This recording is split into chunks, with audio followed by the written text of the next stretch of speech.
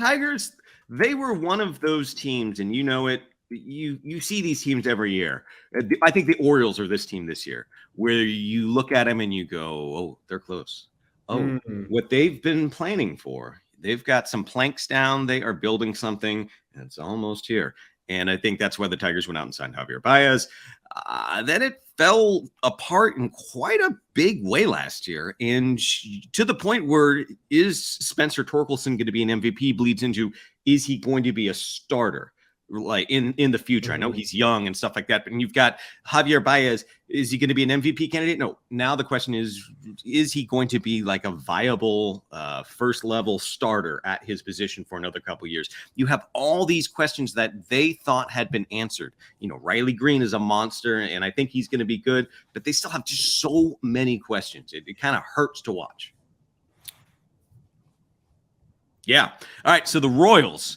The Royals I mean, yeah, look, like I'm looking through the projections on their position players, right? And Green and Torkelson, like the projections are perfectly fine, but it's not, you know, Adley Rutschman, right? It's not Julio Rodriguez. Now, like that's the projections. Those guys obviously had similar ceilings, but this is the problem with all rebuilds is just it's not guaranteed. You know, you're just dreaming on guys. And a lot of times when players get there and they're put under, you know, especially ones who are sort of held up as like, you know, we can talk about this when we get to the Royals in terms of their rotation.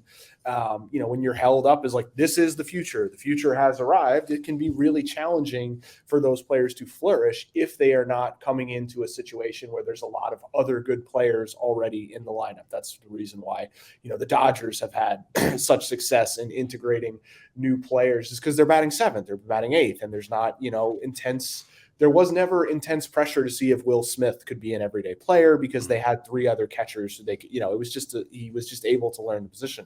You know, Riley Green and Spencer Torkelson don't have that. I think also with the Tigers, you know, part of the issue is that, you know, they staked a lot on the pitchers.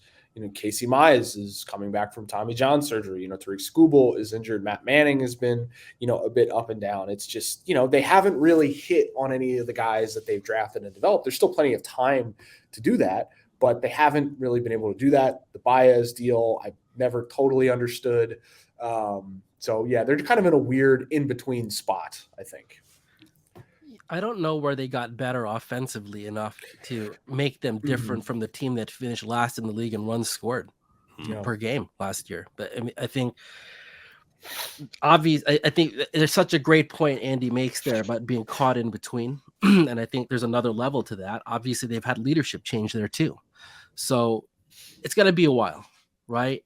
Andy talks about the pitching, Skubal. Yeah, those are two guys that, you know, have had major surgery. Right. And they're not, you know, early 20s, right? Like Mize is 26. Skubal is like 26. Right. So like it's the timing was bad for these injuries, obviously, in their development. But yeah, I think they're caught in between. They you know, are a club that I still just, how are they going to score any runs? And then when you look at like their major league pitching staff right now, Eduardo Rodriguez obviously had personal issues last year, did not pitch enough. But like right now, he's projected to throw the most innings on the club.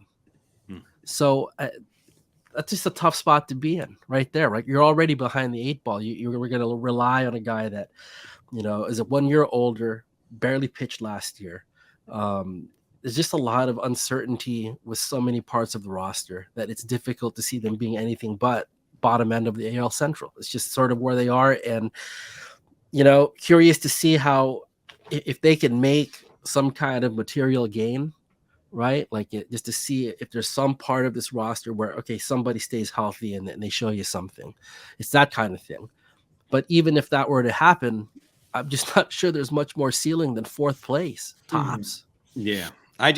There's a spectrum of bad teams, right? There's bad teams where you've got older players you're familiar with, you have good memories with them, but now they're over the hill or they're hurt, and that's one kind of bad team. Then you have bad team where, yeah, they're not so hot, but they've got all these prospects you're interested in watching.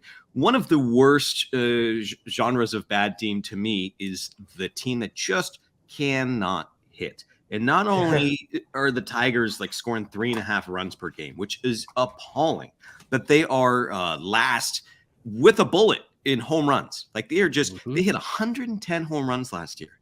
that is not a lot of home runs. That is like 1982 stuff. Like that is just, they're playing a different brand of baseball. And then you go over to stolen bases, and they're just above the bottom of all baseball, 28th out of 30 in stolen bases. So they're not making it happen there. They're close to the bottom on average. So it's not like they're putting the ball in play. They're up there in strikeouts, last in walks.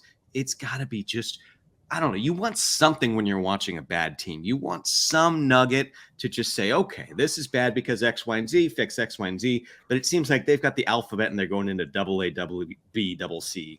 I don't know. It's just a really, really stinky offense. And they didn't do anything this offseason.